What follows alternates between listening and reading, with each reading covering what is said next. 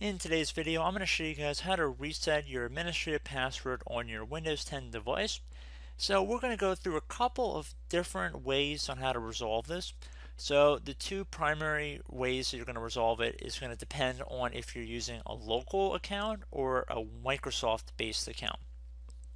So if you do not have any email address linked to your computer, so you don't have to insert your Microsoft.com email every time you turn on your computer, this tutorial will cover you guys as well, and you guys actually have a more simple fix. But assuming the bulk of you guys are probably going to have a local account, and that's pretty much what I'm gearing most of this video towards, this tutorial will be for you guys as well.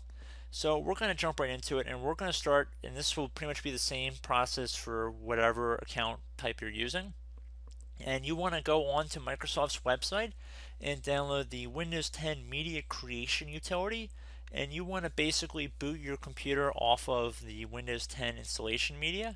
And I will have a link in the description to the utility, and basically you just have to have a bootable DVD or USB flash drive, and you want to boot your computer off of it. So if you guys are familiar with the BIOS settings, you're more than welcome to change the boot order to your DVD or USB flash drive to be your first boot option drive, and that will be your computer off of the disk or the USB flash drive respectively. And also, if you knew how to get into your boot menu options, you're welcome to do this as well.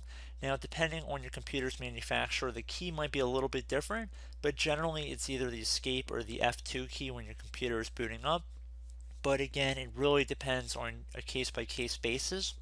So that's not really what this tutorial is about, but assuming that you have your Windows 10 installation media already ready to go, and we're ready to boot our computer off of our DVD, you are in the right place. So we're going to start by going to our CD-ROM drive, which is DVD. It might be a little bit different depending on your computer. And I'm going to select that.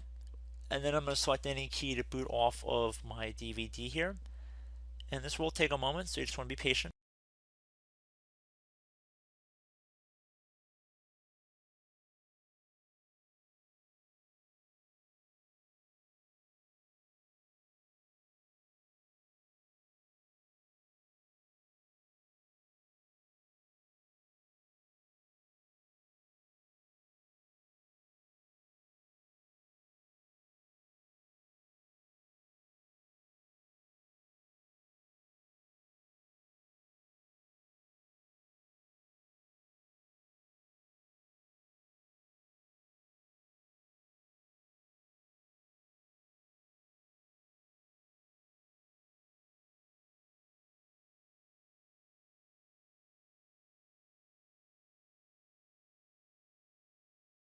And then once you're on the screen, you want to hold down the Shift and the F10 key on your keyboard at the same time.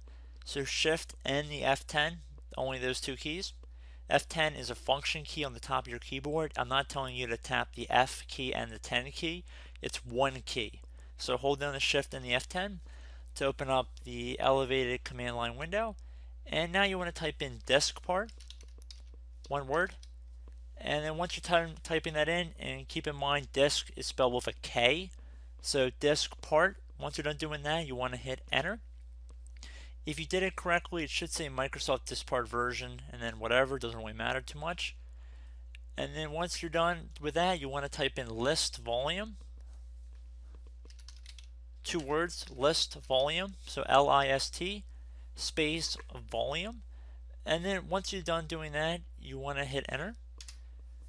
So now you want to select your main partition on your system where you're going to be having your Windows partition on. So you can see the largest one here is going to be 24 gigabytes. And keep in mind there might be some numbers here that look bigger. And you can see that there's a couple that are about 2800 megabytes and one that's about 549 megabytes. Keep in mind there's 1024 megabytes in a gigabyte. So it's considerably smaller than that 24 gigabytes. And you can also see the other two drives have different labels. So one's a system reserve drive, and the other one might be the ESD ISO. You don't want to mess with those if you have any reserve partitions. So we want to select our volume 2 here. So you want to type in CD space, and you can see our letter is D. See this letter right here? It's D for volume 2. So we're going to select D. We're going to type the letter D and then a colon. And a colon is just two dots on top of each other, so one dot, then second dot right underneath. Once you're doing that, you want to hit enter on your keyboard. Now you want to type exit. Now you want to type in CLS. So CLS, that's not a 1, that is an L. So CLS, then hit enter. And you remember our previous letter was D, so we're going to select D again. So D colon, no spaces. Then you're going to hit enter. Now you're going to type in CD space Windows. Then you're going to hit enter. And now you're going to type in CD space System 32. Then you're going to hit enter one more time. And now you're going to type in copy space util man dot exe. So again, util man dot exe. So man, util man dot exe space util man 1, so the number 1 dot exe. So you want to make sure it's spelled exactly how it is on my screen right here. So copy space util man man dot exe space util man 1. This is number 1, not spelled out ONE, it's the number 1 dot exe. Once you're done doing that, you want to hit enter. Should say one file copied if you typed it incorrectly. If you did not, you're more than welcome to go type that command in again. And now what you want to do is type in copy space cmd dot exe space cmd1 dot exe. So again, exactly how it appears on my screen here, and this time we have a space in between copy cmd.exe and cmd1.exe.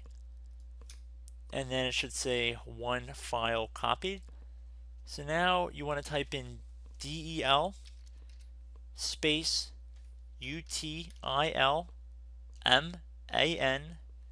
man.exe. So again, utilman.exe. You want to have that del in front and a space in between those two. And then once you're done doing that, you want to hit enter on your keyboard. And basically this will delete the old utilman.exe. And now that you've done that, you want to type in rename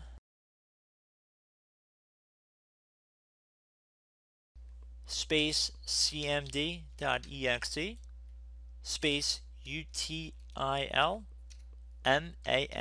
man.exe.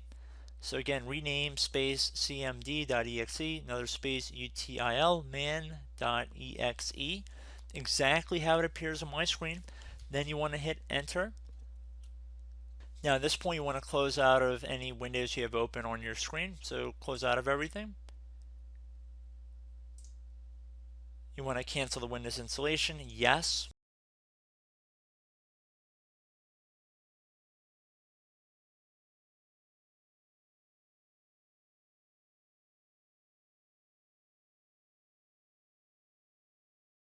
Now if you have a lock screen, you want to scroll up the screen just like you normally would, and then when you're on a screen that appears like this, you want to go down to the ease of access icon down here where it looks like a little clock. It should be the middle icon. You want to left click on it, and now this will open up a command line window. And now you want to type in control space user passwords 2, and then once you're done doing that, you want to hit enter.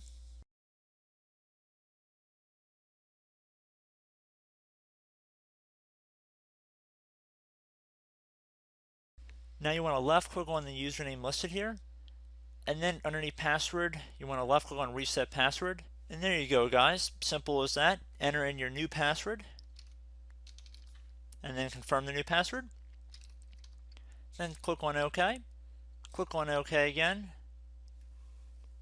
and then you can close out of this command line window, type in your new password, and there we go guys, the computer should log us into Windows. So I should note, if you are not using a local account and you're using a Microsoft account, instead of doing what we showed in this tutorial, a little bit of a modification, you want to type into the command line window when we're back in the troubleshooting view. You want to type in net user administrator active. So again, net user administrator active, and then this will create an administrator account that is visible to you. And I recommend signing into that account, and then you can go in and delete the other email account if you're unable to get in. So it's pretty easy to do that, and you would be able to probably change the password of the other account once you sign in with the administrative account. So that's for the Microsoft account method. But I do hope this brief video was able to help you guys out. And as always, thank you guys for watching, and I look forward to catching you all in the next tutorial. Goodbye.